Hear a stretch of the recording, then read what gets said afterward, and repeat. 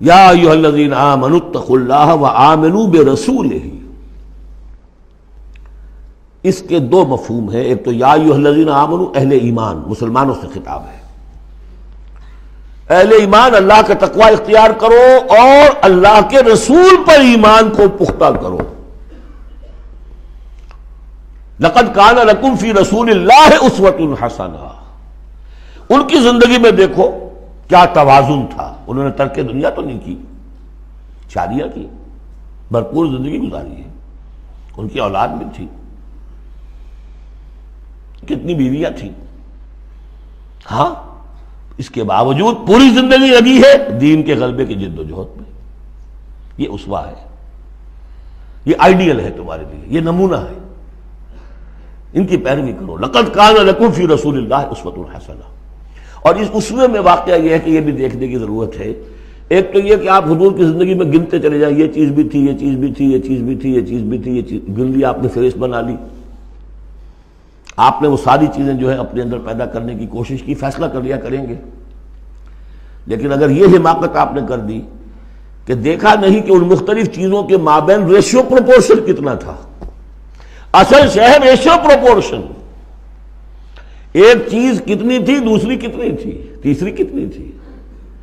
اگر ratio proportion disturb ہو جائے گا تو اس وقت ختم ہو جائے گا. جیسے نسخے کے اندر 4 دوائیں ہیں، ایک تولہ بھر ہے، ایک ماشا بھر ہے، ایک فرض کیجیے چھٹانک بھر ہے، اور آپ نے وہ چھٹانک والے کو تولہ کر دیا، تولے کو چھٹانک کر دیا، تو نسخہ شفا کے بجائے نسخہ ہلاکت بن جائے گا. تو محض یہ ثابت کر دینا یہ ثابت ہے، فلاں حدیث سے ثابت ہے، یہ ایک بات ہے، صحیح ہے. لیکن یہ دیکھیے کہ حضور کا مجموعی جو طرز عمل ہے، آپ کا جو رویہ ہے، زندگی جو آپ نے گزاری ہے، اس میں ٹائم ایلوکیشن کیا تھا، اس میں ریسورسز کی ایلوکیشن کدھر تھی، اس میں اب پرائرٹیز کس کو تھی، کیا چیز جو تھی وہ پرائمری تھی، کیا سیکنڈری تھی. اگر یہ چیزیں بھی ملحوظ نہ رکھی گئیں تو اسوہ نہیں رہے گا، وہ کچھ اور بن جائے گا. لہذا یہاں زور جو ہے وہ آمنوا برسولہ.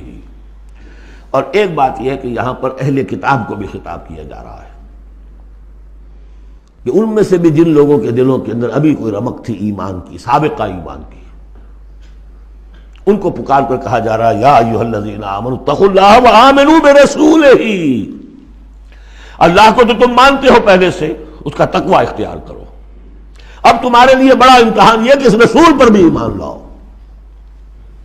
اور اگر تم اس رسول پر بھی ایمان لاؤ گے، یؤتکم کفلین من رحمتہ، تمہیں دوہرا دے گا اپنی رحمت میں سے حصہ.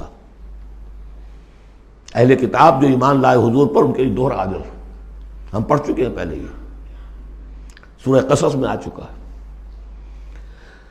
وَيَجْعَلْ لَكُمْ نُورًا تَمْشُونَ بِهِ. اب یہ دونوں کو کور کرے گا.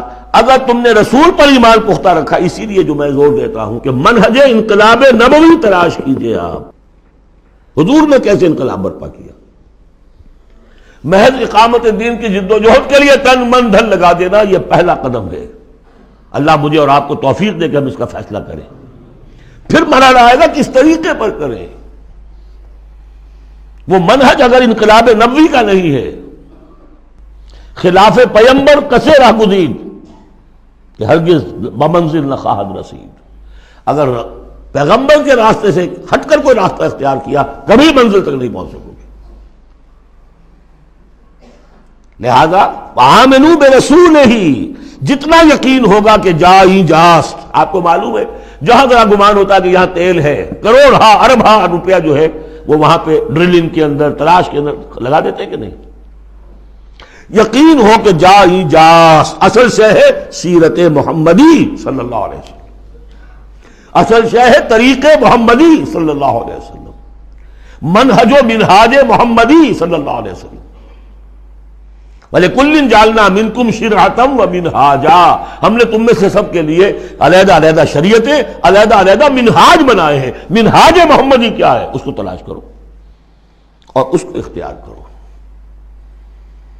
یا ایھا الذین آمنوا اتقوا اللہ وآمنوا برسولہ یؤتکم کفلین من رحمتہ ویجعل لکم نورا تمشون بہ ویغفر لکم واللہ غفور رحیم.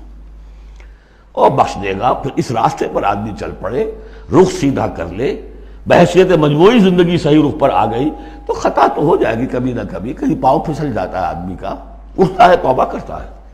انما التوبۃ علی اللہ للذین آمنوا للذین یعملون السوء بجہالۃ ثم یتوبون من قریب واللہ غفور الرحیم، اللہ جو ہے وہ غفور الرحیم ہے۔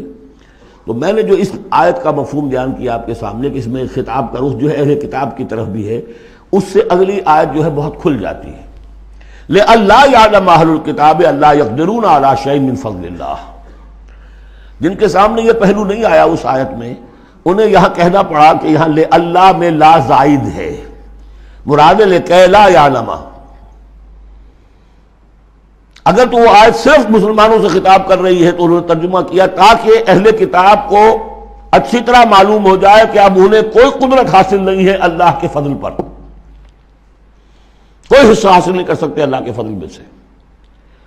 میں نے جو دوسرا رخ بیان کیا ہے اس سے سمجھیے تاکہ نہ سمجھے اہل کتاب کہ اب ان کے لیے اللہ کے فضل کے حصول کا کوئی راستہ نہیں رہا، راستہ ہے، اب بھی ہے، کھلا ہے، آؤ محمد کے قدموں میں آؤ، آؤ قرآن کی طرف آؤ۔ جیسے سورہ بنی اسرائیل میں ہم نے پڑھا تھا عسیٰ ربکم ان یرحمکم وان عدتم عدلا وجعلنا جہنم للکافرین حصیرا، اب بھی تمہارا رب تم پر رحمت کرنے کے لیے تیار ہے۔ تم تھے لاڈلے تھے، اس میں کوئی شک نہیں، اب تم راضِ درگاہ ہو گئے ہو اپنے طرز عمل کی وجہ سے، اپنے کردار کی وجہ سے، لیکن اب بھی تمہارا رب تم پر رحمت فرمانے کے لیے آمادہ ہے۔ عسیٰ ربکم ان یرحمکم وان عدتم عدلا، اور اگلی آیت کیا ہے؟ ان ھذا القرآن یہدی للتی ہی اقوم، رحمت خداوندی کا شاہ درا اب یہ قرآن ہے، یہاں سے داخل ہو۔ یہاں بھی وہی فرمایا جا رہا ہے اب بھی فضل کا راستہ کھلا ہے تمہارے لیے، اللہ کا فضل جو ہے ابھی کھلا ہے، آؤ لئلا یعلم اہل الکتاب، تاکہ نہ یہ سمجھیں اہل کتاب اللہ یقدرون علی شیء من فضل اللہ، کہ اب تو فضل اللہ کے فضل میں سے ان کے لیے کچھ بھی حاصل کرنا ممکن نہیں۔ وَأَنَّ الْفَضْلَ بِيَدِ اللَّهِ يُؤْتِيهِ مَن يَشَاءُ، فضل اللہ کے ہاتھ میں ہے، وہ جس کو چاہتا ہے دیتا ہے، وَاللَّهُ ذُو الْفَضْلِ الْعَظِيمِ، اور اللہ بہت بڑے فضل والا ہے۔ سورۃ المجادلہ، یہاں پہ ایک نوٹ کر لیجئے کہ ان میں مسبحات کی ترتیب اس طرح ہے، ایک مسبحات میں سے ام المسبحات سورہ حدید، پھر ایک ہے بغیر مسبح تسبیح کے، پھر ایک صورت آئے گی پھر مسبحات میں سے سورہ حشر، پھر ممتحنہ آ جائے گی بغیر تسبیح کے، پھر ان 10 صورتوں کے اندر جو اہم ترین جوڑا ہے مرکز ان کا وہ سورہ صف اور سورہ جمعہ دونوں مسبحات سے شروع ہوں گی، پھر ایک خالی پھر مسبحات میں سے تغابن، پھر دونوں ایک جوڑا ہے کہ جو بغیر مسبحات کے ہیں، سورہ طلاق اور سورہ تحریم۔ مرکز کیا ہے ان کا 10 میں سے؟ 4 ادھر 4 ادھر، درمیان میں سورہ صف سورہ جمعہ۔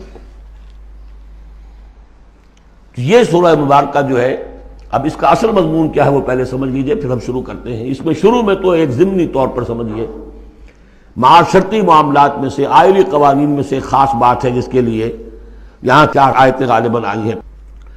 اس کے بعد جو سورہ حدید کا مرکزی مضمون تھا اللہ کا دیا ہوا نظام عدل و قسط قائم کرنا، اب ظاہر بات ہے کہ اس کی جد و جہد کے لیے ایک حزب اللہ درکار ہے۔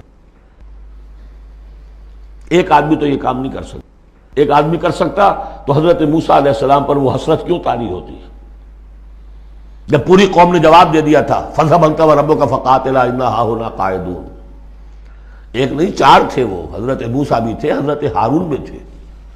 رب انی لا املک الا نفسی واخی فافرق بیننا وبین القوم الفاسقین، یاد ہے یا نہیں؟ پھر 2 اور تھے،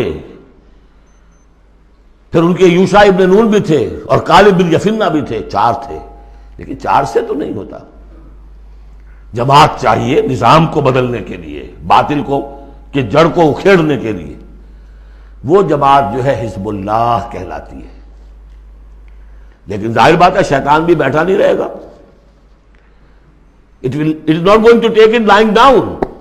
ٹھیک ہے آپ کو واک اوور دے دے گا، جائیے جی آپ چلا اپنا دین حق قائم کر دیجئے۔ شیطان اور شیطان کا لاؤ لشکر، اس کے چیلے چانٹے، اس کے ایجنٹ، وہ ہیں حزب الشیطان۔ اس سورہ مبارکہ میں اب حزب اللہ اور حزب الشیطان کا تقابل آئے گا، اور حزب اللہ کے کارکنوں کو کچھ ہدایات دی جا رہی ہیں کہ یہ شیطان تمہارے اندر بھی رخنے پیدا کرنا چاہتا ہے، کس طریقے سے اس کو روکو۔ جیسے سورہ حجرات میں ہم نے دیکھا، تمسخر ایک دوسرے کا نہ کرو، ایک دوسرے کی غیبت نہ کرو، سوء ظن سے کام نہ لو. وہ یاد ہے، کسی کے نام چڑھانے والے نہ رکھ لو. وہ ساری ہدایات.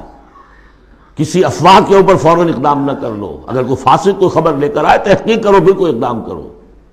یہ ساری ہدایت کس لیے؟ آج دو مسلمان لڑ پڑے تو صلح کراؤ تاکہ وہ حزب اللہ مضبوط رہے، مستحکم رہے. یہ نیکی کی قوت ہے، نیکی کی طاقت ہے. یہ طاقت مضبوط ہوگی تو نیکی کے لیے امکان ہوگا کہ اس کا غلبہ ہو. اور وہ قوت جو ہے نیکی کی حامل قوت، وہ اگر کمزور ہو گئی تو پھر جو باطل ہے وہ ڈنکا بجائے گا. یہ ہے اس سورہ مبارکہ کا مضمون.